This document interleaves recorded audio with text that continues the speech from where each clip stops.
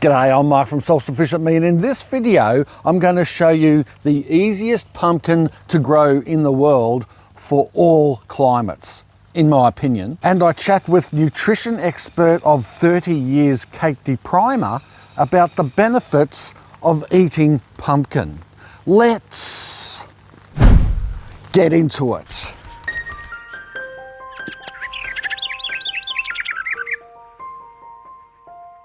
This is a Kent pumpkin or a Japanese pumpkin. They were saying that this is in the top 5 foods for health benefits. Have you heard anything about like that? It's hard. There's so many foods, so many things that are good for you. Why would pumpkin be in the top 5? I see this all the time. You know, you've got people sort of write a story on superfoods and it sort of highlights like one fruit over and above something else, or one vegetable over and above something else. It just might be, you know, in vogue at the moment, but coming into, this is a sort of a wintry plant because it's beautiful for all your roasts and in soups, etc. But the thing about pumpkins, they've got something called carotenoids, which this is the sort of the beta carotene, and that's what gives it that lovely orange flower like colour. Carotenoids. Carotenoids. Right. Yes, or look, people might say it, carotenoids, and it's like it's a pre-vitamin A, so it's a really valuable vitamin for our bodies as well. Plus it's got potassium and sodium work together to balance the fluid in our bodies and the electrolytes. That's what they are. And also, again, lovely fibre. I think, you know, us as dietitians, we're really sort of trying to make sure that people's gut health is as healthy as you can possibly make it. And fibre is one of those things that really, across the board, many of us not even getting half the amount that we need. Yeah. So, and you know, it's not just to help us poop. Yeah, it's also I was going to say, fibre just doesn't make you poop. Like a lot of people just think, oh, I eat fibre, so I'm good, you know, downstairs in the dunny. Yeah. It's not true, is it? It's about feeding those good bacteria, in your stomach too. Yep. Like they're doing more and more of research into the way the gut bacteria even controls the mind on what you eat. Yeah. They're looking at inflammation, they're looking at the gut-brain axis, but you know, I kind of, when I start reading things, I disappear down rabbit warrens of information and research. They're now looking at the mouth bacteria as well. It's not just the gut, it's now the mouth. I've been watching stuff on that as well and reading about it. And you know, and I'm absolutely no expert on this, but you know, the link between the mouth bacteria and me is like dark green leafy vegetables. The link between gut and me is fibre from lots of veggies and salads and things. So, you know, you can't go wrong. And pumpkin, it's also cheap.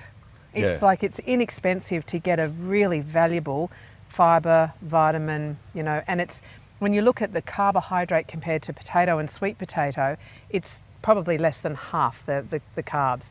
Some people still put it in the carb, you know, area. It's beautifully roasted with the skin on.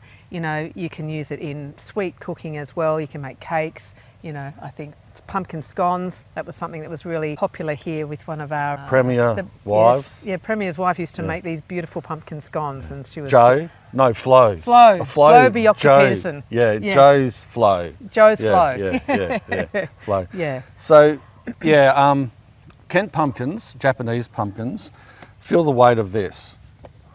Oh, you know you've got a good pumpkin harvest when it feels heavier than it looks. This feels really heavy. I reckon it's probably 4.5 kilos. Wow. Yeah, and so this is a good pumpkin. If it feels too light, it's probably hollow. It's probably some problems inside. It might be rotten or something like that.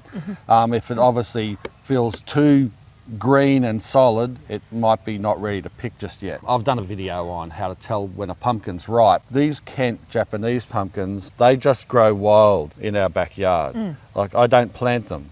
I just leave the vines come up where appropriate.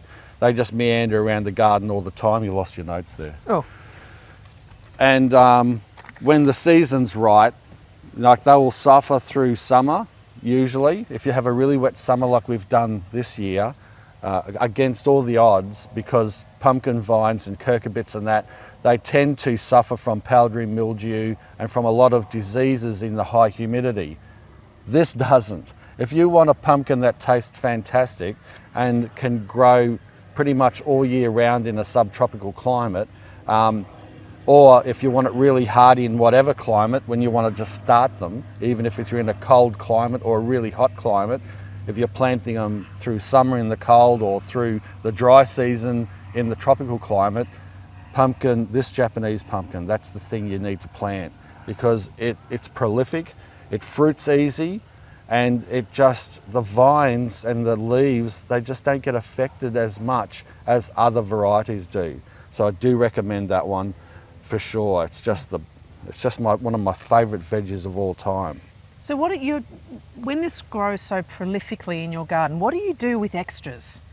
I mean, you're a family of 4, and I know, and you're Yeah. one of the most generous men I know. It just gives vegetables and things out to neighbours and friends, etc. But how have you tried drying it? Oh, I haven't tried dehydrating it or freeze drying it.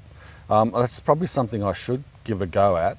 We do just make it into soups and make it into pulp and cut it up, blanch it, throw it in the freezer. Yep. So it does freeze? Yeah, it freezes well. You know, you can have too much pumpkin. Yeah. My youngest, he's only just now, he's 18, and the other day we hid some pumpkin in a potato bake, and he actually ate it, and he said, "This is really good." I said, "You know there was pumpkin in that?" He goes, "You're kidding me." I see, he's size one. But Yeah. it gives that sweetness as well. I've sort of had very thin, peels across the flesh, and just dried them on a tray in the oven at a slow heat to make pumpkin chips. Oh, lovely, yes. So that kind of thing, and you can put a little bit of some chili on there, or some harissa or something like that, and use them in a taco-y dippy type thing. Yeah. It just gives something else to like a corn chip. Yeah. So that it actually does work quite nicely, but I haven't Yep. done any freeze drying or anything like that. So Yeah. Just one last thing. I'm sure some of you are wondering, Mark, why are you keeping all these pumpkins here on this raised bed? Well, it's simple.